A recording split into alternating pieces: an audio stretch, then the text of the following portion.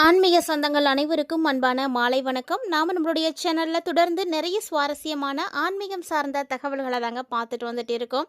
அந்த வரிசையில் இந்த பதிவில் என்ன பார்க்க போகிறோம் அப்படின்னா, நவம்பர் மாதம் 5ஆம் தேதிக்கு பிறகு ஏற்படக்கூடிய கிரக மாற்றங்களானது என்னென்ன மாற்றங்களை விருச்சிகராசினியர்களுடைய வாழ்க்கையில் ஏற்படுத்தி கொடுக்க இருக்குது, என்ன விஷயங்கள்லாம் உங்களுக்கு அடுத்து நடக்க போகுது, எதிலெல்லாம் நீங்கள் எச்சரிக்கையாக இருக்கணும் அப்படின்றத தான் இந்த பதிவில் தெரிஞ்சுக்க போகிறீங்க.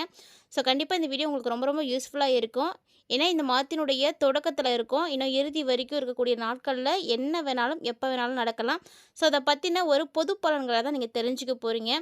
இது தாண்டி இன்னும் உங்களுக்கு நிறைய விஷயங்கள் தெரிஞ்சுக்கணும் அப்படின்னு நினைக்கிறீங்கன்னா, மறக்காமல் உங்களுடைய ஜனனகால ஜாதகத்தை செக் பண்ணிக்கோங்க.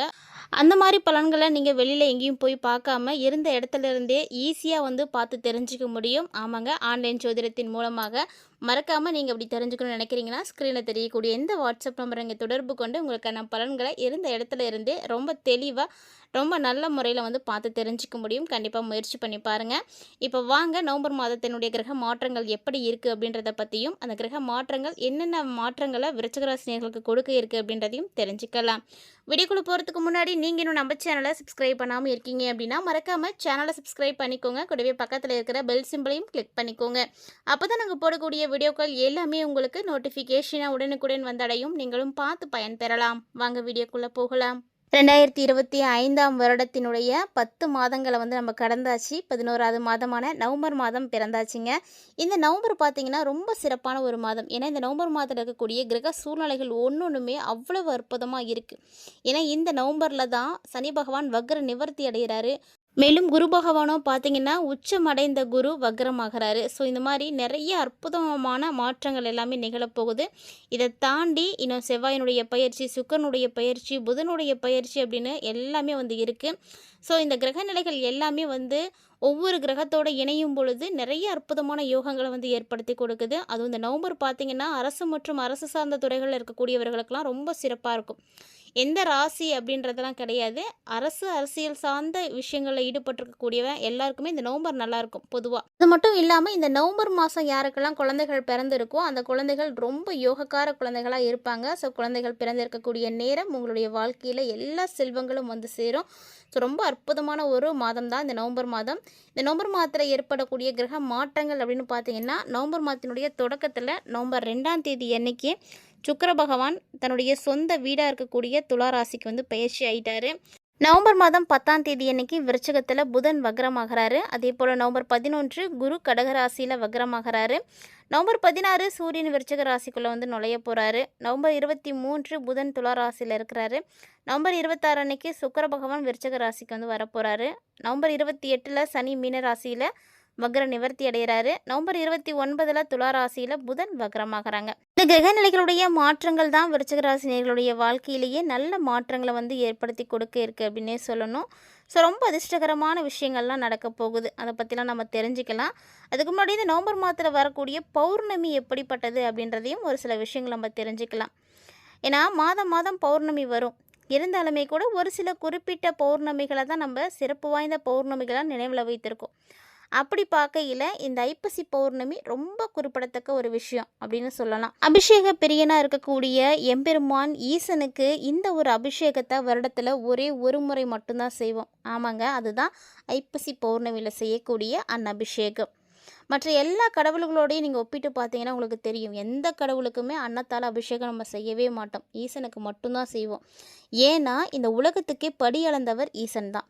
அதனால் அவருக்கு நம்ம அன்னத்தால் அபிஷேகம் செய்து வழிபாடுகள் செய்கிறோம். இந்த அன்னாபிஷேகம் நடக்கிறத பார்க்கறதுனால என்ன பலன் கிடைக்கும் அப்படின்றதையும் கண்டிப்பாக தெரிஞ்சுக்கணும். ஏன்னா வீட்டுக்கு பக்கத்துலேயே கோவில் இருந்தால் கூட கோவிலுக்கு போகாதவங்க நிறைய பேர் இருக்காங்க. ஆனால் நீங்கள் அந்த தப்பை செய்யாதீங்க. உங்கள் வீட்டுக்கு பக்கத்தில் சிவாலயங்கள் இருக்குன்னா மறக்காமல் நாளைக்கு நீங்கள் போங்க. அங்கே நடக்கக்கூடிய அன்னபிஷேகத்தை தரிசனம் செய்யுங்க. இது என்ன பலனை உங்களுக்கு கொடுக்கும் அப்படின்னா, அன்னதோஷத்திலிருந்து உங்களை விடுவித்து கொடுக்கும். அதாவது தன தானியத்திற்கு தட்டுப்பாடு இருக்காது. ஒரு வருஷம் முழுக்க உங்கள் வீட்டில் அரிசி இல்லை, பருப்பு இல்லை, அந்த மாதிரி எந்த ஒரு பிரச்சனையும் உங்களுக்கு இருக்காது. தனம் தானியம் நிறைந்து இருக்கும். உங்கள் வீட்டில் செல்வ செழிப்பானது கிடைக்கும். ஸோ அதனால் நீங்கள் என்ன பண்ணுறீங்கன்னா, இந்த அன்னாபிஷேகத்தை பாருங்கள். தீரா நோய் இருக்கக்கூடியவங்க, தீரா கடன் இருக்கக்கூடியவங்க, வாழ்க்கையில் இத்தனை வருஷம் ஆயிடுச்சு ஆனால் எனக்கு இன்னும் திருமணம் ஆகலை, இவ்வளோ நாள் ஆயிடுச்சு எனக்கு இன்னும் குழந்த பாக்கியம் இல்லை, ரொம்ப நாளாக இந்த கடன் பிரச்சனை இருக்குது எனக்கு அப்படின்னு இது மாதிரி தீரா பிரச்சனைகளுக்கு எல்லாத்துக்குமே தீர்வு கொடுக்கக்கூடியது தான் இந்த அன்னாபிஷேகம். இந்த அன்னாபிஷேகத்துக்கு நீங்கள் போய் சிவபெருமானை தரிசனம் செய்துட்டு அங்கே கொடுக்கக்கூடிய அந்த அன்னாபிஷேக சாதத்தை நீங்கள் வாங்கி சாப்பிட்டீங்க அப்படின்னா உங்களை பிடிச்சிருக்கக்கூடிய தரித்திரம் பீடை எல்லாமே வந்து போயிடும். இப்போ இந்த வாய்ப்பை நீங்கள் மிஸ் பண்ணீங்க அப்படின்னா மீண்டும் அடுத்த வருடம் வரைக்கும் காத்திருக்க வேண்டியிருக்கும். அது மட்டும் இல்லாமல் இந்த அன்னாபிஷேகம் பார்க்குறதுடைய இன்னொரு ப்ளஸ் என்ன அப்படின்னு பார்த்தீங்கன்னா, கோடி லிங்கங்களை ஒரே நேரத்தில் தரிசனம் செய்த ஒரு பலன் கிடைக்கும். ஒரே நாளில் நீங்கள் தரிசனம் செய்த பலன் கிடைக்கும். ஸோ இதெல்லாம் பார்த்தீங்கன்னா எவ்வளவு புண்ணியம். ஒரு விஷயம் ஒரு காரியம் இல்லாமல் எதுவுமே வந்து நடக்கிறது கிடையாது. ஸோ முன்னோர்கள் ரொம்ப நம்பிக்கையோடு செய்துட்ருக்கக்கூடிய ஒரு வழக்கம்தான். இந்த தினத்தில் அபிஷேக பிரியருக்கு உரிய அபிஷேக பொருட்களை நீங்கள் வாங்கி கொடுக்கலாம். பூ வாங்கி கொடுக்கலாம், காய்கறி வாங்கி கொடுக்கலாம், அரிசி வாங்கி கொடுக்கலாம். ஸோ இந்த மாதிரி நிறைய வாங்கி கொடுங்க. ஏன்னா நீங்கள் செய்யக்கூடிய ஒவ்வொரு விதமான தானங்களும் உங்களுக்கு நிறைய புண்ணியங்களை ஏற்படுத்தி கொடுக்கும். ஸோ எம்பெருமான் ஈசனுக்காக நீங்கள் செய்கிறீங்க. அவர் உங்களை வந்து ஆசீர்வதிப்பார். கண்டிப்பாக இன்றைக்கி இந்த ஒரு விஷயம் நீங்கள் நினச்சது நடக்கலை அப்படின்னாலுமே கூட கொஞ்சம் பொறுமையாக மட்டும் காத்துருங்க. எது எப்போ நடக்கணும்னு காரியங்களோட விதி இருக்கோ அது கண்டிப்பாக அப்போ நடக்கும். ஸோ எல்லாமே வந்து நடக்கிறது நல்லதுக்கு தான் அப்படின்னு நீங்கள் எடுத்துக்கிட்டீங்க அப்படின்னா கண்டிப்பாக நீங்கள் வந்து எந்த ஒரு விஷயத்துலையுமே வந்து சோர்ந்து போய் உட்காரவே மாட்டீங்க. ஸோ நடக்கிறது நடக்கட்டும் அப்படின்ற மாதிரி நீங்கள் வாழ்க்கையை வந்து கடந்து வந்துட்டே இருங்க. 4 பேர் 4 பேச தான் செய்வாங்க. அதெல்லாம் வந்து காதில் வாங்கிக்கவே கூடாது. ஏன்னா அவங்கவுங்களுடைய பிரச்சனைகள் அவங்கவுங்களுக்கு மட்டும்தான் தெரியும். ஸோ எல்லாமே வந்து இறைவனிடத்து வைங்க. ஈசன் அதை கண்டிப்பாக வந்து சரி பண்ணி கொடுப்பாரு. நம்பிக்கையோடு எல்லாருமே போய் இந்த பௌர்ணமியில் தரிசனம் செய்யுங்க. ரொம்ப சிறப்பு வாய்ந்த பௌர்ணமியை கண்டிப்பாக மிஸ் பண்ணிடாதீங்க. இப்போ வாங்க என்ன மாதிரியான பலன்கள் எல்லாம் விருச்சிக ராசி நேயர்களுக்கு வந்து கிடைக்க இருக்குது அப்படின்றத நம்ம பார்க்கலாம். விருச்சிக ராசி இல்லைன்னா விருச்சிக லக்கணத்தை உடையவர்களுக்கு பிறந்திருக்கக்கூடிய நவம்பர் மாதம் மிகப்பெரிய மாற்றங்களை உங்களுக்கு உண்டு பண்ணி கொடுக்கும். அதாவது உங்களுடைய ராசி அதிபதி செவ்வாய் ராசியிலே இருக்கிறாருங்க. குருவினுடைய பார்வையில் அதுவும் இருக்கிறாரு. அற்புதமான ஒரு காலகட்டம். பணம், நகை, கடன் சார்ந்த விஷயங்கள்ல இருந்து எந்த பிரச்சனைகளும் உங்களுக்கு வந்து இருக்கவே இருக்காது. எல்லாம் சரியாக போயிடும். ராசி அதிபதி பலமாக போகிறாரு. அதனால் உங்களுடைய மனசுலேயும் கெட்ட எண்ணங்கள், கெட்ட சகவாசங்கள், கெட்ட தொடர்புகள் இது எல்லாமே வந்து உங்களை விட்டு போயிடும். கண்டிப்பாக வேலைவாய்ப்பு இல்லாமல் இருக்கக்கூடிய விருச்சிக ராசி நேயர்களுக்கெல்லாம் இந்த டைமில் வேலைவாய்ப்பு வந்து உறுதியாக கிடைக்கும். வலிமை அடைவீங்க.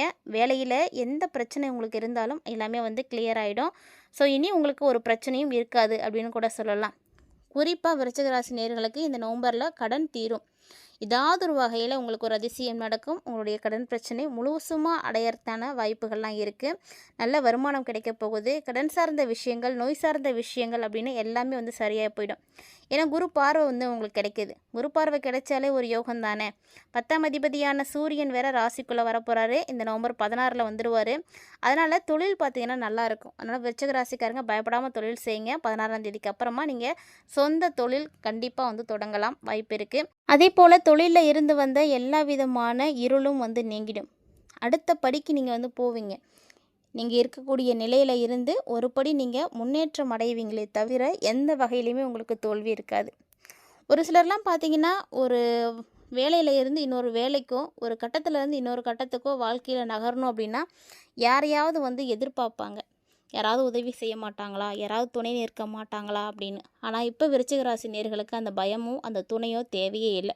ஏன்னா யாரையுமே எதிர்பார்க்காம நீங்கள் அடுத்த கட்டத்துக்கு வந்து போக போகிறீங்க.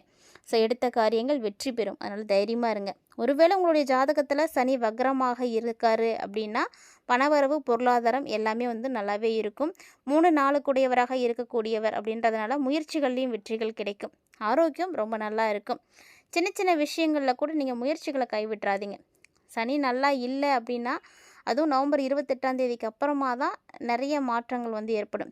ஒரு முறைக்கு 2 முறை முயற்சி செய்யுங்க. தோல்வி அடைஞ்சிட்டோம் அப்படின்றதுக்காக அதை அப்படியே விட்டுறக்கூடாது. முயற்சியுடையார் இகழ்ச்சி அடையார்னு சொல்லுவாங்க. ஸோ அதனால் முயற்சிகளை எடுத்துகிட்டே இருங்க. 7 மற்றும் 12ஆம் அதிபதியாக இருக்கக்கூடிய சுக்கிரன் 12ஆம் வீட்லேயே வந்து புதனோடு வந்து சேர போகிறாரு. ஸோ சுக்கிரன் வந்து சேர்றதுனால உங்களுக்கு லக்ஷ்மி நாராயண யோகம் இருக்குது. லக்ஷ்மி நாராயண யோகம் கிடைக்கும் பொழுது விருச்சிக ராசி நேயர்களுக்கு வெளிநாடு, வெளியூர் போல் எல்லா இடங்களுக்கும் பயணங்கள் போகிறதுக்கான வாய்ப்புகள் இருக்குது. திருமணமாகாமல் இருக்கக்கூடியவர்களுக்கு வெளிநாட்டு மாப்பிள்ளை, வெளிநாட்டு மணமகள் கிடைக்கலாம். அதுக்கும் வாய்ப்பு இருக்குது. ஸோ திருமணமாகாமல் இருக்கக்கூடியவங்களாம் இந்த டைமில் திருமணத்திற்கான முயற்சிகளை தாராளமாக எடுக்கலாம். கண்டிப்பாக நல்ல ஒரு வரன் அமையும். ரொம்ப நாளாக போகணும்னு நினச்சிட்டு இருந்த எல்லா இடங்களுக்கும் நீங்கள் சுற்றுலாவும் போயிட்டு வரத்துக்கு வாய்ப்பு இருக்குது. ரொம்ப அற்புதமான ஒரு மாதம். பணவரவு ரொம்ப ரொம்ப அற்புதமாக இருக்கும். ஏன்னா குரு வந்து உச்சமாக இருக்கிறாரு. குரு உச்சமாக இருக்கிறாரே அப்படின்னு சொல்லிட்டுலாம் கவலைப்படாதீங்க. 11ஆம் தேதிக்கு மேலே அவர் வக்ரகதி ஆகிறாரு. ஸோ வக்ரகதி ஆனாலுமே கூட உங்களுக்கு பெருசாக பாதிப்புகளை எல்லாம் கொடுக்கவே மாட்டார். உங்களுடைய குடும்ப தேவை, குழந்தைகளுடைய தேவை, பொருளாதார தேவை அப்படின்னு எல்லா தேவைகளையும் இந்த மாதம் கண்டிப்பாக நிறைவேறும். ஸோ நம்பிக்கையோடு இருங்க. திடீர் பண வரவுக்கெல்லாம் வாய்ப்பு இருக்குது. அதிர்ஷ்டம் நிறைய கிடைக்க போகுது. நல்லா சம்பாதிக்கிறதுக்கான வாய்ப்புகள் கிடைக்கும். ஒரு வேளை யாருக்கெல்லாம் அந்த மாதிரி வாய்ப்பு கிடைக்குதோ அதெல்லாம் மிஸ் பண்ணிடாதீங்க. விரயங்கள் அப்படின்றது உங்களுக்கு இருக்கும். அதனால் அதை எல்லாத்தையுமே சுப விரயமாக மாற்றிக்கோங்க. ரொம்ப புத்திசாலித்தனமாக செயல்பட்டீங்க அப்படின்னா மன மகிழ்ச்சியோடு இருக்கும்.